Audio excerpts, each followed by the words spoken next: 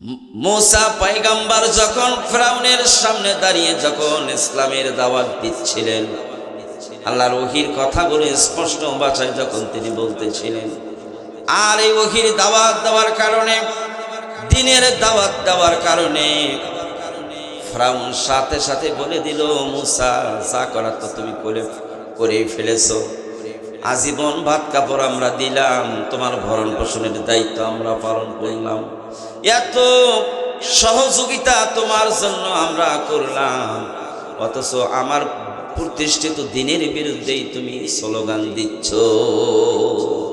আমার মতাদর্শের বিরুদ্ধেই তুমি কথা বলছো, আমার চেয়ারের বিরুদ্ধেই, আমার ক্ষমতার বিরুদ্ধেই মত তুমি তৈরি করছো, আমার বিরুদ্ধে তুমি দাঁড়িয়েছো।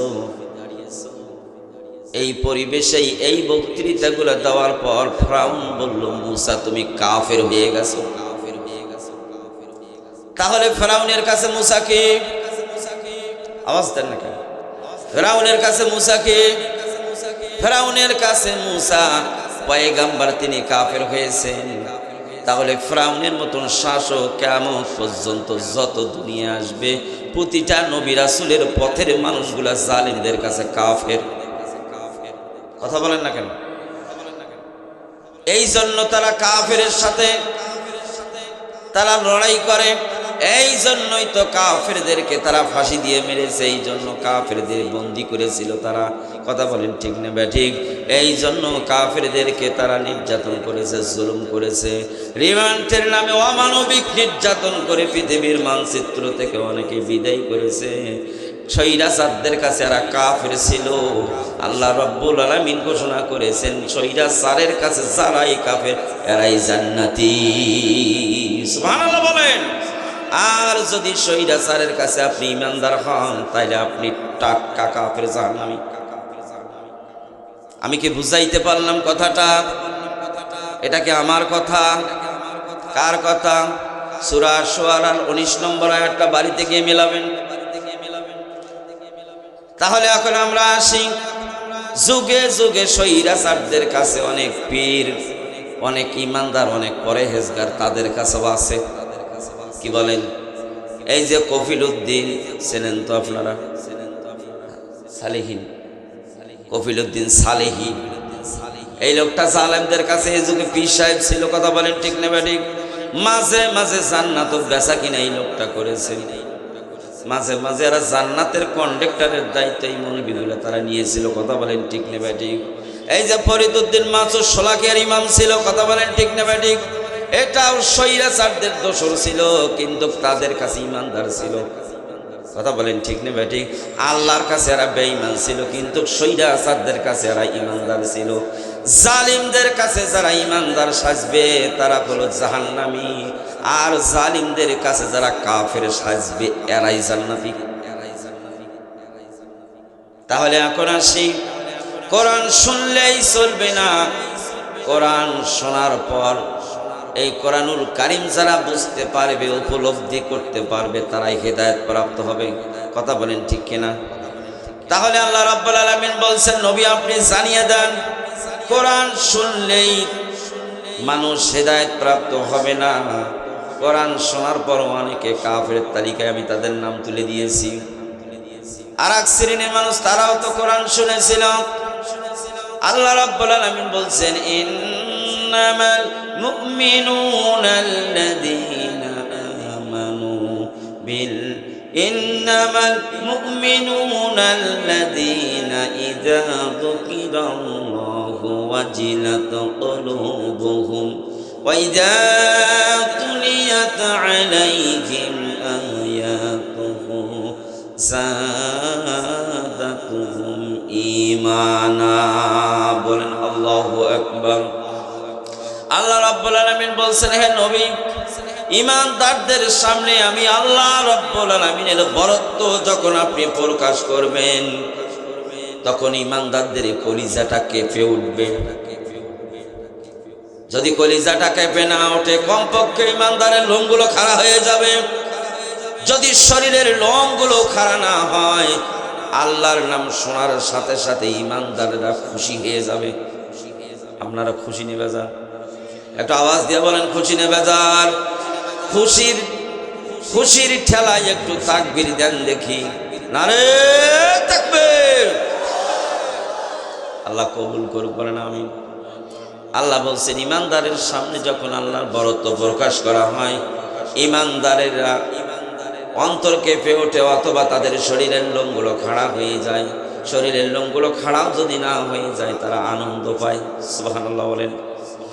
তারপরে আল্লাহ রাব্বুল আলামিন বলছেন ইমানদারের সামনে যখন কোরআন থেকে যখন কথা বলা হয়, কোরআনের ব্যাখ্যা যখন দেওয়া হয়, হে নবী, ইমানদারের ইমান তখন দাউ দাউ করে আরো জ্বলে ওঠে।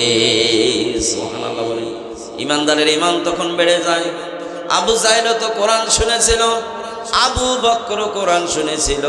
দুটার নামের পূর্বে কিন্তু আবু শব্দ আছে। কথা বলেন ঠিক নেবে ঠিক? কিন্তু এক আবু জাহান্নামে চলে গেল, আর এক আবুর ব্যাপারে জান্নাতের ঘোষণা এসেছে। কথা বলেন না কেন? তাহলে আবু জাহেল কোরআন শুনলো, কিন্তু কোরআন শোনার পর শয়তানি বেড়ে গেছে। কথা বলেন না কেন? আবু বকর কোরআন শোনার পর আবু বকরের ঈমানটা বেড়ে গেছে। ঠিক নেবে ঠিক? আবু বকর কোরআনের তেলাওয়াত করার অপরাধে তাকে যখন কাবার চত্বরে মারা হচ্ছিল, সেন্স হারিয়ে ফেললেন, রক্তাক্ত করে ফেললো। চামড়ার জুতা দিয়া মুখে এত আঘাত করা হয়েছে, রক্ত পড়তেছে, জবান দিয়া কথা বলার পর্যন্ত সুযোগ রাখা হয় নাই। সেন্স যখন হারিয়ে ফেললেন, তারপর তাকে যখন সুস্থ করা হলো, তিনি যখন সেন্স ফিরে পাওয়ার পর তিনি সর্বপ্রথম বললেন, আমার বিশ্ব নবী কেমন আছে? সুবহানাল্লাহ বলেন। আমার নবী যে কেমন আছে? আশপাশের লোকেরা তাকে বলল, হে আবু বকর, তোমার কি লজ্জা শরম বলতে তোমার কি কিছু নাই? ইসলামের ঘোষণা দেওয়ার অপরাধে তোমাকে এত মাইর মারা হলো, তারপরও ইসলামের কথা তুমি বলছো, বিশ্ব নবীর কথা তুমি বলছো, তোমার কি লজ্জা বলতে কিছু নাই? আবু বকর সেই দিন জবাব দিয়েছিল, হে মক্কার লোকেরা শোনো, কিয়ামতের ময়দানে মুসিবতের দিন নামাজের ব্যাপারে আমি কিন্তু নামাজের ব্যাপারে আমি কিন্তু নিশ্চিত না। আমার নামাজগুলো কবুল হয়েছে কিনা আমি এটা বলতে পারবো না। আমার কোন ইবাদত কবুল হয়েছে এটা আমি নিশ্চিতভাবে বলতে পারবো না, নিশ্চিত করতে পারবো না। কিন্তু শুনে রাখো, আমি আবু বকর যদি এমত অবস্থায় দুনিয়ার জমিন থেকে যদি বিদায় হয়ে যাই, কিয়ামতের ময়দানে মুসিবতের দিন আমার কোনো আমল যদি কবুল না হয়, তারপরেও আমি আল্লাহকে বলতে পারবো, রব্বুল আলামিন তোমার কোরআনের জন্য আমি মার খেয়েছি। কিয়ামতের ময়দানে এই আমলটার ব্যাপারে আমার কোনো স্বার্থ ছিল না। আছে আমার বন্ধুরা, ইসলামের জন্য, কোরআনের জন্য যাদের জেল হয়েছে, জরিমানা হয়েছে, মার হয়েছে, রিমান্ড হয়েছে, যত জুলুম নির্যাতন হয়েছে, একটা আলেমদের, একটা ইসলামের সৈনিকের ব্যক্তিগত কোনো স্বার্থ ছিল না। কথা বলেন ঠিক নেবে ঠিক? এরা যদি মৃত্যু পর্যন্ত ইমানের রাস্তায় অবিচল অটল যদি থেকে দুনিয়ার জমিন ত্যাগ করতে পারে, কিয়ামতে কোনো আমল কবুল না হলেও কিন্তু আল্লাহ রব্বুল আলামিন অবশ্যই এই আমলটার সাজা বান্দাকে দেওয়া লাগবে। আমার ভাইরা, খারাপ লাগতেছে নাকি? তাহলে আল্লাহ রাব্বুল আলামিন বলছেন, এই যে জুলুম নির্যাতন ঈমানদারদের উপর যখন আসবে, এরা অবিচল থাকবে, অটল থাকবে। ওয়া আলা রাব্বিহিম ইয়াতাওয়াক্কালুন, বলেন আল্লাহু আকবার। জুলুম নির্যাতন যত আসুক না কেন, তারপরও পূর্ণ ভরসা এই মানুষগুলোর থাকবে আল্লাহর উপর। সুবহানাল্লাহ বলেন। এরা কারো পাও ধরে সামসামি করবে না। কথা বলেন ঠিক না ব্যাটিং? কারো গোলাম হয়ে কারো পেছনে ঘুরবে না। নিজের আত্মরক্ষার জন্য কোনো জায়গায় কারো সাথে পিরিত জমাবে না এরা। কথা বলেন না কেন? ওয়া আলা রাব্বিহিম ইয়াতাওয়াক্কালুন, আমার আল্লাহ ডাক দিয়ে বলেছেন, এরা সর্ববিষয়ে আমি আল্লাহ রব্বুল আলামিনের উপর এরা ভরসা করবে। সুবহানাল্লাহ বলেন।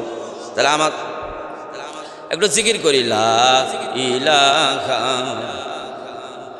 জোরে জোরে লা ইলাহা, লা ইলাহা,